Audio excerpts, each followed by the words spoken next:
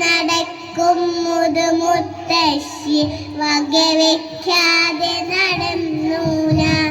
പെട്ടെന്നയ്യോ ഒരു കല്ല് തട്ടി താഴെ മറിഞ്ഞു ഞാൻ. അമ്മേ എന്നു വിളിച്ചു കരഞ്ഞു, കണ്ണീർ കുട കുത്തിയൊലിച്ചു.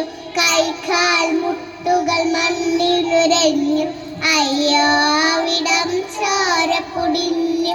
പുസ്തകമെല്ലാം ചിതറിപ്പോയി, പെന്നും പെൻസിലും വാട്ടർ ബോട്ട് ദൂരേക്കങ്ങ് തെറിച്ചുമ്പോൾ. അങ്ങനെ സങ്കടമോടെ ഇരിക്കെ അതാ വരുന്നു മുത്തശ്ശി. എന്തൊരു വേഗത, എന്തുന്മേഷം, കണ്ടാൽ തോന്നും പ്രായാധിക്യം. അമ്പേ പമ്പ കടന്നിന്ന് വാരിയൊടുത്തൻ കവിളിൽ തൊട്ട് കരയേണ്ടെന്ന് പറഞ്ഞ് തലോടി. പുസ്തകമൊക്കെ പെറുക്കിയൊടുത്ത് ബാഗിൽ തിരികെ തിരിയടുക്കി.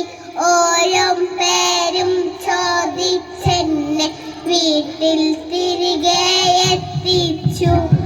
അമ്മേ എന്നു വിളിച്ചു ഞാൻ, പുതുമുത്തശ്ശിയെ മുത്തിമർത്തു. പ്രായം ചെന്നവരെന്നു നിലച്ച് പരിഹാസത്ത ഒരുവരെയും കാണില്ല